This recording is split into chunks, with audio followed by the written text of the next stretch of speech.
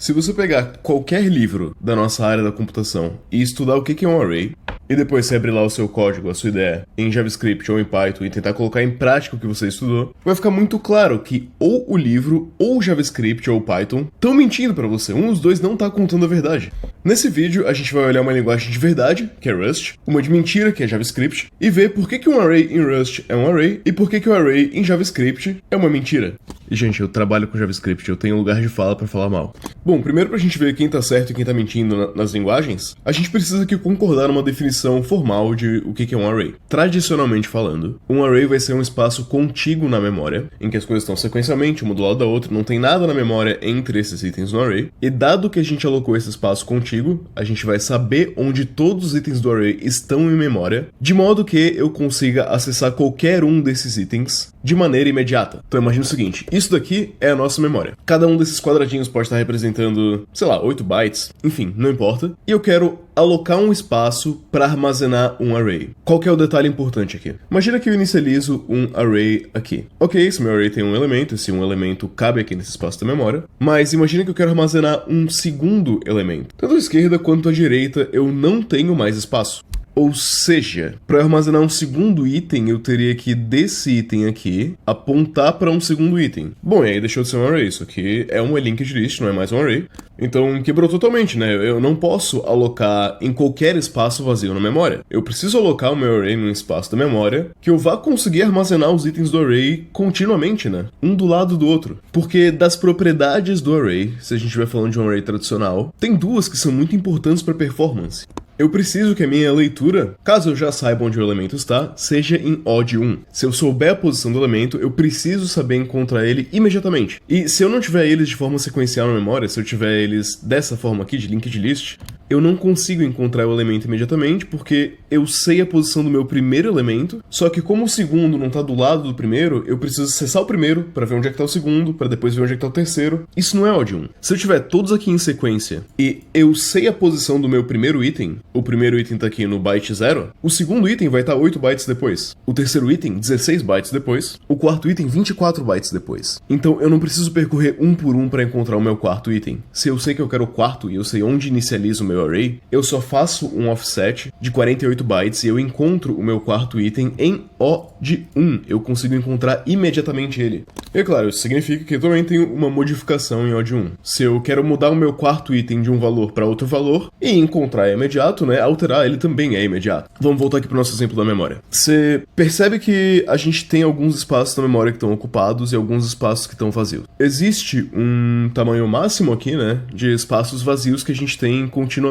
Quantos são eles? É 1, mais 6, 7, mais 2, 9. A gente tem 9 espaços contínuos no máximo. Se eu quiser armazenar 10 elementos no meu array, ele não cabe nessa memória que a gente desenhou aqui, simplesmente não cabe. Eu preciso dar um jeito aqui de reorganizar aqui os fatores para fazer caber. Só que, pô, quando você inicializa um array em JavaScript, não tem como a linguagem saber se você vai querer armazenar 10 elementos, se você vai querer armazenar 100 elementos, 1000 elementos ou 1 milhão de elementos. Tudo isso é possível. E isso gera um problema enorme. Como a linguagem tem que acomodar o caso de você poder querer armazenar 1 milhão de elementos, e eu não preciso definir no momento que eu instancio o array quantos elementos ele vai ter, teoricamente, para garantir essa leitura em odd 1, para garantir essa leitura imediata, eu precisaria que todo o array que eu inicialize em JavaScript pudesse acomodar o tamanho máximo. E lógico, você pode pensar, cara, mas isso aí é muito ineficiente na memória. E é mesmo. Por isso que o JavaScript não faz isso. Vamos pensar um pouco aqui. A gente já vai ver isso em Rust, mas para eu conseguir eficientemente alocar um array na memória, eu preciso saber quantos itens eu vou ter nesse array, né? Porque eu preciso conseguir encontrar um espaço que caiba o número máximo de itens que eu vou ter ali. Se eu falar pro computador, pô, o meu array vai ter só 2 itens, vai caber aqui sem nenhum problema. Se eu falar pro computador, pô, o meu array vai ter 6 itens, ele consegue encaixar aqui, nesse espaço na memória. E vamos supor que no meio do caminho eu mudei de ideia. Eu aloquei 6 itens, depois, na real, não quero mais que seja 6, eu quero que seja 20 itens. Você percebe que a gente não tem mais essa modificação em odd 1, porque eu não consigo encaixar 20 itens aqui. Eu precisaria mover o array inteiro para outra posição, para outro lugar na memória, que senão eu vou perder minhas propriedades de array.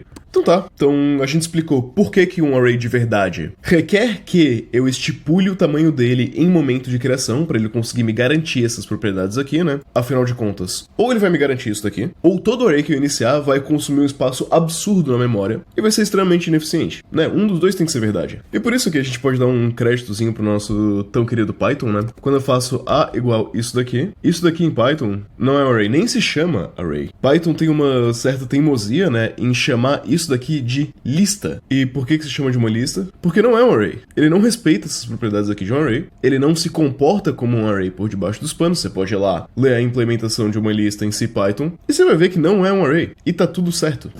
Não é uma mentira. Estamos aqui no nosso Rust, eu acabei de iniciar um projeto novo. Vamos inicializar um array nesse projeto. Vamos lá, let mut. Mut porque eu quero algo mutável, né? Chamar de ar, ele vai ser igual a um array. Percebe aqui que o Rust ele tá brigando comigo. Ele não me deixa inicializar esse multi-array e ele tá me dando dois erros. Primeiro, ele precisa saber o tipo do nosso array. Ele precisa saber o que a gente vai armazenar nesse array. Por quê? Que bom, como é um espaço contíguo na memória, como a gente conversou, né? Se a gente imaginar que cada um disso aqui é 8 bits, nesse espaço aqui, eu vou conseguir armazenar 6 inteiros de 8 bits. Mas se eu quiser armazenar inteiros de 16 bits, na real eu só consigo armazenar 3, entendeu? Então, para saber o espaço que eu vou precisar alocar na minha memória, eu necessariamente preciso saber qual é o tipo que eu vou estar armazenando ali. Então tá, então vamos ver se ele para de reclamar. Eu quero um i32, um inteiro de 32 bits. Ele ainda não gostou, porque tá faltando o quantos itens a gente vai ter, né? A gente sabe qual é o tipo, mas a gente precisa saber o quanto que a gente vai querer armazenar. Então vamos dizer pra ele o que ele quer, a gente vai armazenar 3 itens. E tá feito, mas ainda tem um certo probleminha aqui, porque Rust é bem chatinho com isso. A gente tá criando um array, que vão ser 3 itens de inteiros com 32 bits, mas a gente não especificou com o que a gente vai popular esse array, né? Claro, a gente poderia esperar que um comportamento meio default fosse ter 3 zeros, mas Rust quer que a gente seja bem explícito no que a gente tá fazendo. Então vamos colocar aqui 0, 3, e agora tá tudo correto, vamos percorrer esse array e printar os itens dele pra gente ver com o que a gente populou ele, né? Um loopzinho aqui muito simples, ar, e a gente pode dar um cargo run. Bom, ele tá reclamando comigo que eu pedi por um array mutável, só que eu nunca mutei ele. Mas ele me dá aqui, ó, 000. Perfeito. Temos o nosso array funcionando, printando os 3 itens. E é só assim que a gente vai conseguir definir um array em Rust. Precisa ser bem chatinho com as regras, que senão a gente vai quebrar isso daqui que a gente acabou de conversar sobre. Então, vamos ver como é que se inicializa um array em JavaScript, né? Para inicializar um array em JavaScript, eu faço isso aqui, let ar igual a isso. E tá pronto. Não tem mais nada para se fazer aqui, já tá inicializado. Eu posso, se eu quiser, pegar aqui array, dar um push no array, que nem vai existir em Rust, né? Porque não tem como você adicionar itens novos num array em Rust. Push 0, eu posso dar push 0 3 vezes. E eu posso fazer um loop aqui e contar os meus elementos. E eu acho que é isso, né? Faz tempo que eu não faço assim, mas se eu der um node ar.js, eu acho que roda, né? E rodou. Tá aqui meu array. Não precisa definir tamanho, nada, num tipo. Só fui jogando o elemento dentro do meu array e tá aí, tá resolvido.